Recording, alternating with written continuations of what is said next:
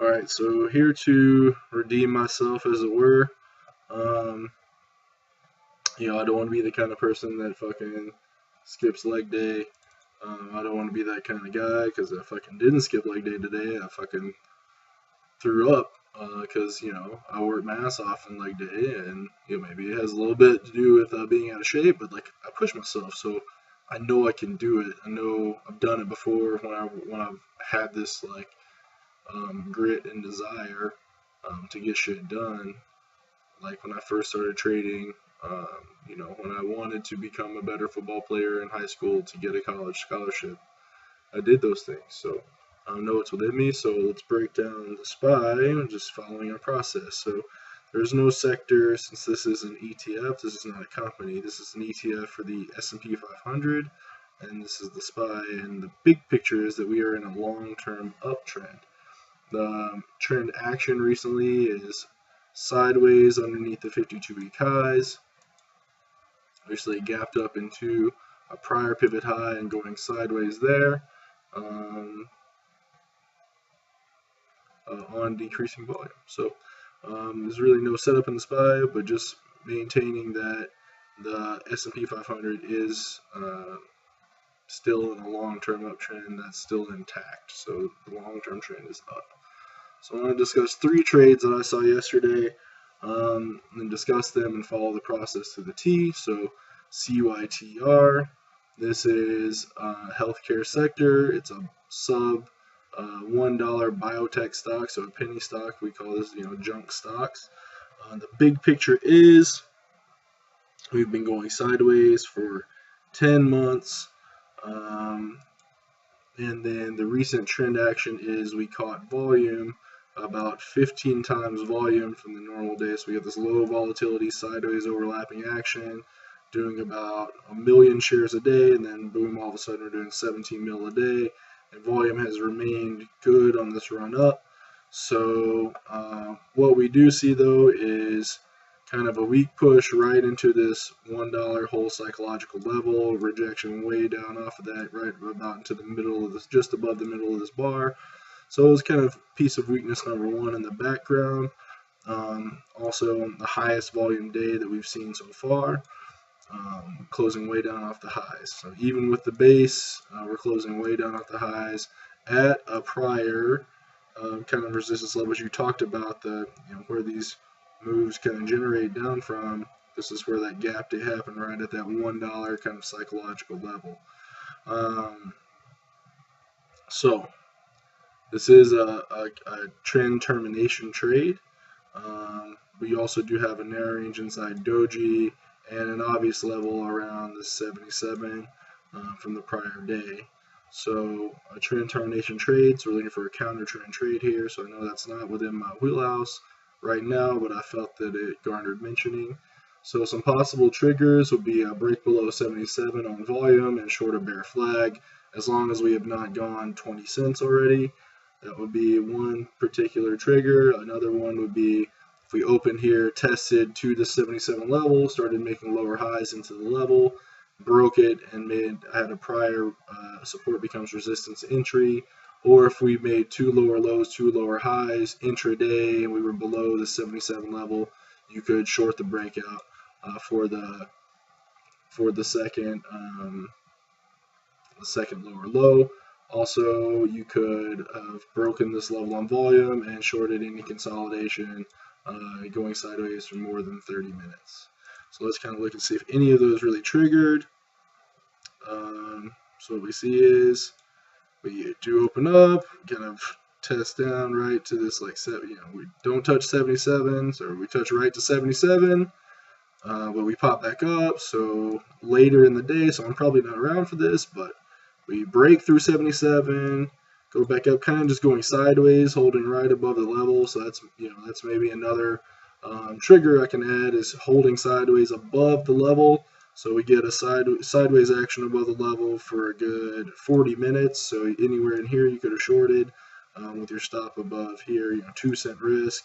Obviously you're not getting a big flush.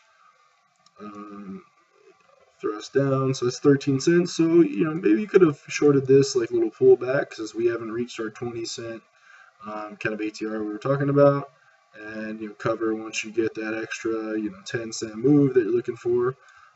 So right into the end of the day as well. So that was a pretty good trade in CYTR.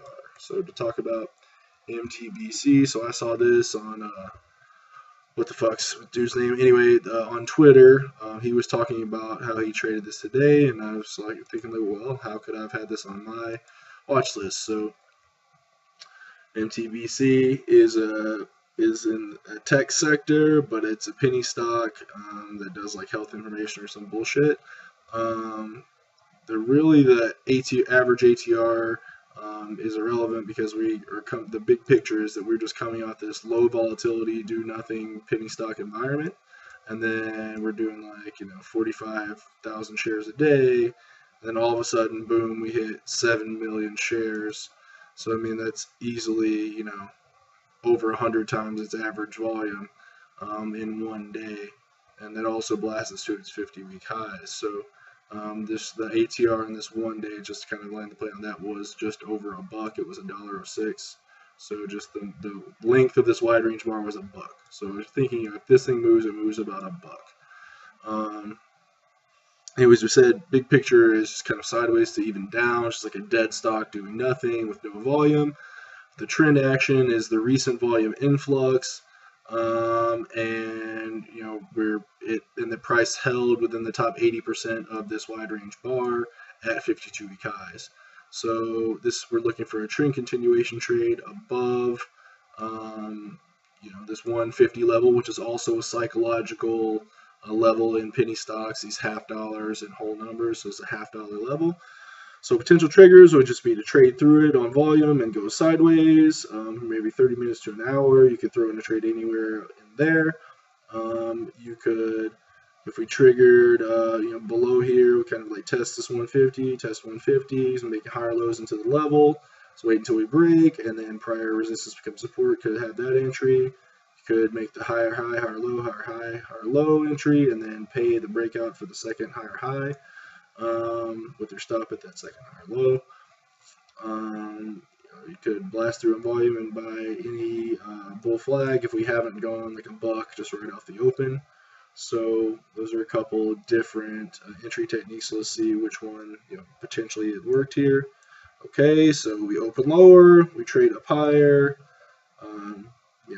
We're about 80 cents right here. So there's not really much more than a scalp. I mean, maybe, I wouldn't really call this a resistance become support trade, but we do this, get this nice consolidation.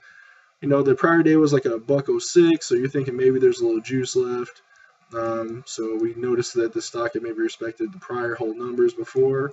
So we're about 170, and if you risk, somewhere below here is about 10 cents. Or even if, you risk just below this kind of consolidation right here, maybe 6 cents. You throw in a trade in there with the idea that maybe we hit about $2 somewhere in there.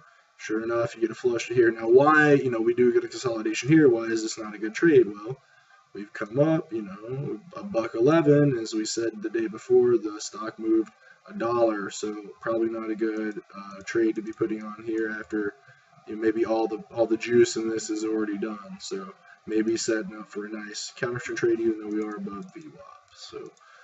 Last trade, I want to talk about Tractor Supply Company. So, Tractor Supply Company is in consumer cyclical sector. They sell farming supplies and other things like that. Obviously, tractor supplies, but generally are like a farmer store. We have these in Tennessee. I've like shopped at this store before. I had a fucking Tractor Supply shirt that I used to wear in high school, so the farming kids would think I was cool. So the big picture is that we're in a long-term downtrend. Intermediate, we're kind of going sideways. So sideways to down. The recent trend action is that we are at a prior swing low, which is looking like the all-time low in the 3-month. If you zoom out, it's kind of like a prior pivot low, support level near the all-time low. So that 63, I'd call that maybe like a 5, nothing special, but it's definitely a level that has been respected before. Recent trend action is we pulled back to the midline, got right back to the midline, and started just kind of going sideways. I wouldn't really get too invested in the fact this is like a narrow range day or whatever. I mean, maybe this is what set this up, but I don't know. Maybe see a couple more like actual sideways days of this. So just potential triggers is that we open up. You know, if we just opened above the 63 level and traded right through it. Oh, excuse me, I'm getting ahead of myself. So just average this bar, just looked at this bar and this bar, said that the prior ATR was about $3 in Tractor Supply. So where we opened was at like 64.30. So you know, below 63, you know, anywhere from like 65 to 63, so maybe have a little room for a trade below the 63 level. So we open above 63. Let's say the opening range tests it, holds it, and then make a lower high sell level. We break it prior. Support becomes resistance. If we break and hold 63 on volume, you know, maybe sideways for 30 minutes to an hour, you could short in there. Sideways consolidation, or obviously our intraday cove with 2 lower lows, 2 lower highs, and short the second lower low. So let's see if we got any of those trades. Sure enough, we gap down, so gap down, go down, probably not good for us. We touch that 63.20 level, test back up, start making, you know, lower highs into the level, break the level, you know, not amazing volume comes in, so you know, maybe, you know, you short here, maybe. We're kind of going sideways, you know, for a good 20 minutes. I mean, you could short in here, and I think, you know, there's nothing wrong with that trade. I'm sure you get this kind of crazy wick that happens. You know, even if you had your stop up at VWAP, which is pretty far away, you still get stopped out on this, but I mean, I think this is more of a rare occurrence than anything. But if you just wait, the prior, you know, daily chart level and opening range low, we test back up to it, so there's your prior support becomes resistance level. So even if you do get stopped out, you can kind of see it would make sense to re-enter right in the sideways level after we test it, and then you could legitimately get like a 30-cent risk. You know, we've come down, you know, maybe $1.80 at that point in the day. So you know, using the measured move of the day, and say, you know, in a wide range day we get about $3. So $3, you know, 350, you know, somewhere in there. You know, once you see that you get the, you know, you're at this $3 right in here, you get the extra 50 cents. Like maybe you're thinking this thing's out of juice, so you could maybe cover somewhere in here legitimately to get out. So you know, I believe I follow the process to the T here. I'm committed to getting better, man. It ain't about me pressing buttons. Like I'm tired of sucking. So I'm gonna do what I have to do to improve.